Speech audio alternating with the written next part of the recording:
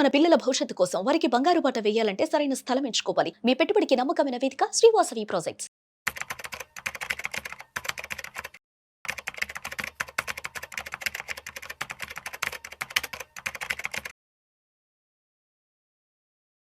Sir నమస్తే sir, Ramachandramurthy గారు. నమస్తే విష్ణు గారు.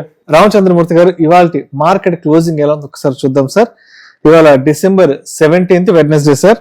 సెన్సెక్స్ విషయానికి వస్తే 120 పాయింట్ల నష్టంతో 84,559 వద్ద క్లోజ్ అయింది. నిఫ్టీ విషయానికి వస్తే 41 పాయింట్ల నష్టంతో 25,818 వద్ద క్లోజ్ అయింది. సో ఇవాళ మార్కెట్ కాస్త స్వల్ప నష్టాలతోనే క్లోజ్ అయింది. సో ఏంటంటారు కారణాలు మార్కెట్లు ఇవాళ కొంత స్వల్ప నష్టాల్లో క్లోజ్ అవ్వడానికి?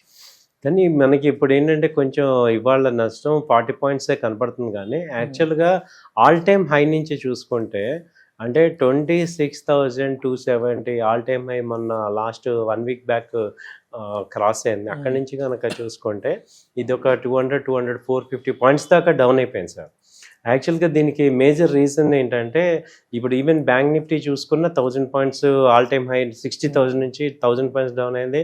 సెన్సెక్స్ అయితే 85,500 దాదాపు 1,500 పాయింట్స్ దాకా డౌన్ అయింది.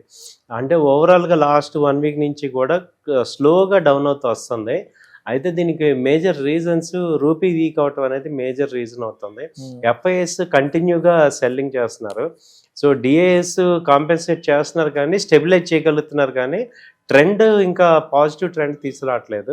అలాగే మిడ్ క్యాప్ ఒకటి బాగా డౌన్ అవుతుంది. మిడ్ క్యాప్ కానీ స్మాల్ క్యాప్ కానీ బాగా ఫాలో అవుతున్నాయి.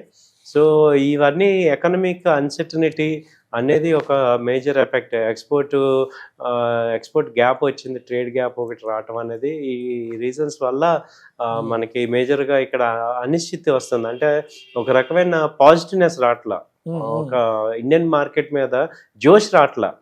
ఈవెన్ ఆల్ టైమ్ హై దగ్గరగా ఉన్న బ్రేక్ అయినా కానీ ఒక సంతోషం లేదు. ఎగ్జాక్ట్లీ అందరూ అదే అంటున్నారు. అంటే మార్కెట్లో ఏమో ఆల్ టైమ్ హైకి దగ్గరలో ఉన్నాయి, నిఫ్టీ 26,000 దగ్గర తిరుగుతానే ఉంది.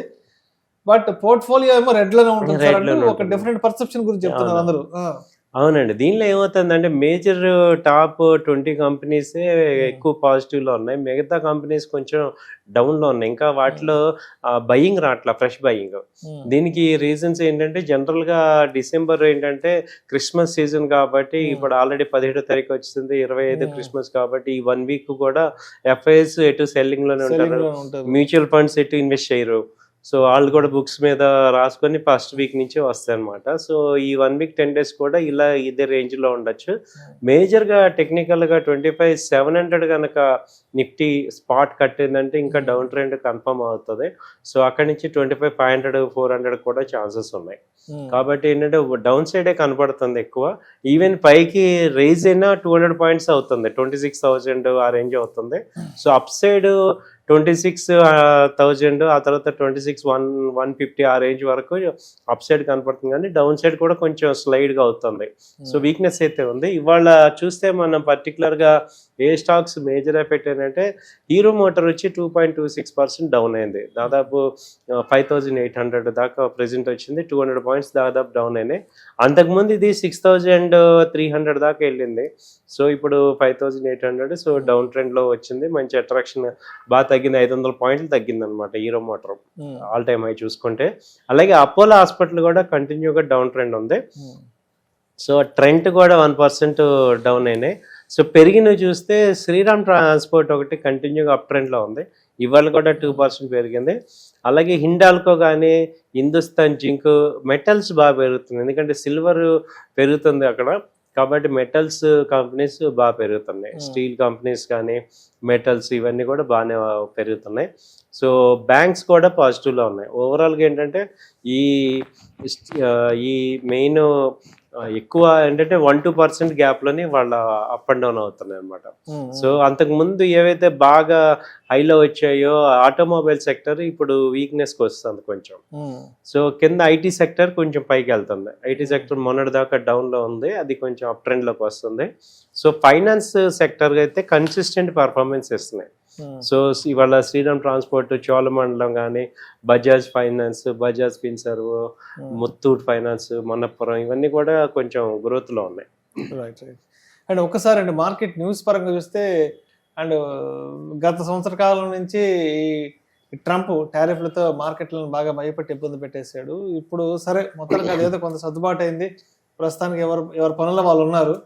ఇప్పుడు మళ్ళీ కొత్తగా మెక్సికో కూడా మళ్ళీ టారిఫ్ల పాట అందుకుంది. ఏంటంటే మెక్సికో టారిఫ్ల విషయం ఏదైనా మార్కెట్లను కొంత ఇబ్బంది పెట్టే అవకాశం ఉందా, లేదంటే మార్కెట్లో ఆల్రెడీ ఇట్లాంటి పెద్ద పెద్ద విషయాలని డైజెస్ట్ చేసుకొని డిస్కౌంట్ చేసుకొని ముందుకెళ్ళిపోయింది కాబట్టి మరి ఇప్పుడు మెక్సికో టారిఫ్లని అసలు మన మార్కెట్స్ చూస్తాయా, పక్కకి తోసి పడేస్తాయా? యాక్చువల్గా ఎలా ఉందంటే అండి, ఇప్పుడు ఇండియాలో ఎఫెక్ట్ అయితే కొంచెం ఉంది.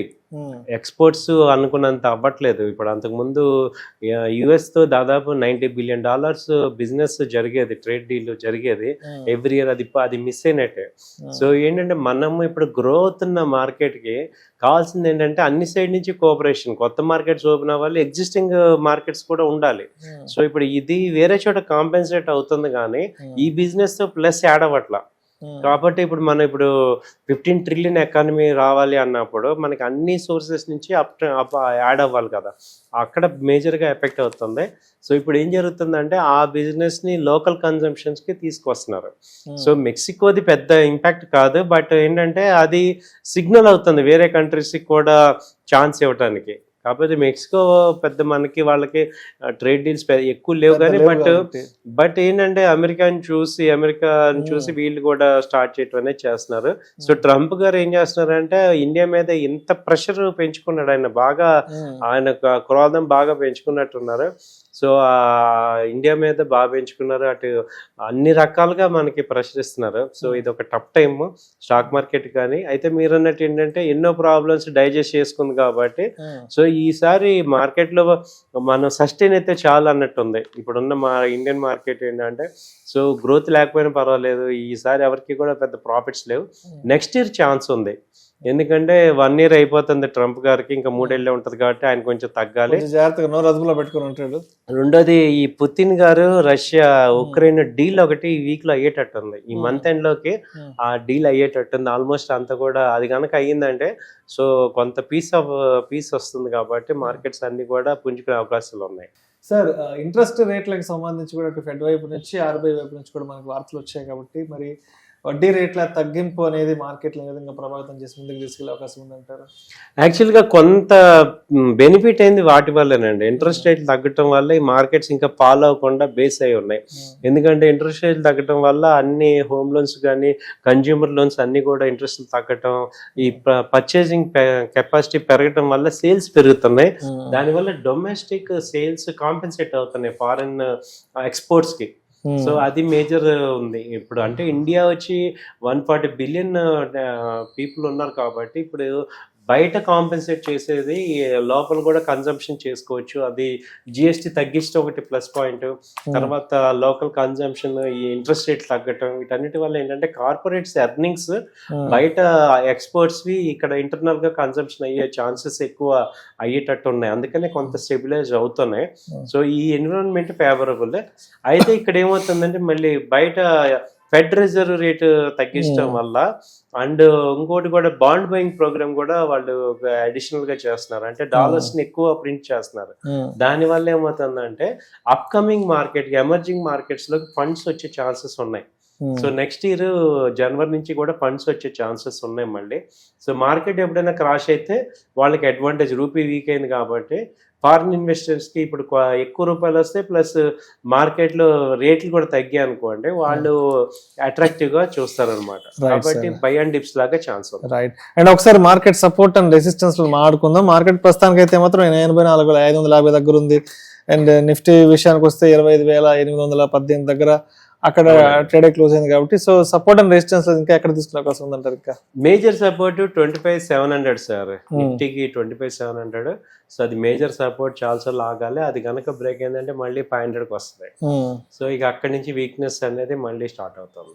సో అలాగే మేజర్ రెసిస్టెన్స్ కూడా 26,000 మేజర్ రెసిస్టెన్స్ ఉంది. అది బ్రేక్ అయితే 26,150 దగ్గర మళ్ళీ మేజర్ రెసిస్టెన్స్ ఉంది.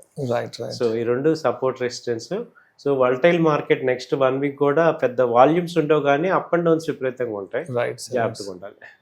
సో మరి రేపటికి December 18th థర్స్డేకి మార్కెట్ ఎలా ఉండే అవకాశం ఉందంటారు? Traders and investors market opening టైంకి ఏ విధంగా సిద్ధంగా ఉండాలంటారు? రేపటికైతే ఏదైనా గ్యాప్ డౌన్ అయినప్పుడు బయింగ్ ఆపర్చునిటీ కింద తీసుకోండి సార్. సో గ్యాప్ డౌన్ అయినప్పుడు బయింగ్ తీసుకోండి. అలాగే గ్యాప్ అప్ అయితే సెల్లింగ్ అవుతుంది. సో స్టెబిలైజ్ అయితే ఇదే రేంజ్ లో అవుతుంది, పెద్ద మూవ్మెంట్స్ ఉండవు, 100 పాయింట్స్ ప్లస్ ఆర్ మైనస్ లోనే ఉంటుంది. సో వి షేప్ లో అవుతాయి. ఫస్ట్ గ్యాప్ డౌన్ అయింది అనుకోండి, మళ్ళీ రికవరీ వస్తుంది. అలాగే గ్యాప్ అప్ అయినా సెల్లింగ్ ప్రెషర్ వస్తుంది. సో అలా ఈ నెక్స్ట్ 1 వీక్ ఇలాగే ఉంటుంది, అప్ అండ్ డౌన్ అవుతూ ఉంటాయి. సో రేంజ్ మార్కెట్ అంటుంది దీన్ని. సో రేంజ్ లో ఏంటంటే ఎక్కువ టార్గెట్స్ రావు, కానీ ఇంట్రాడేకి బాగా వర్కౌట్ అవుతుంది. Thank you sir, thank you so much.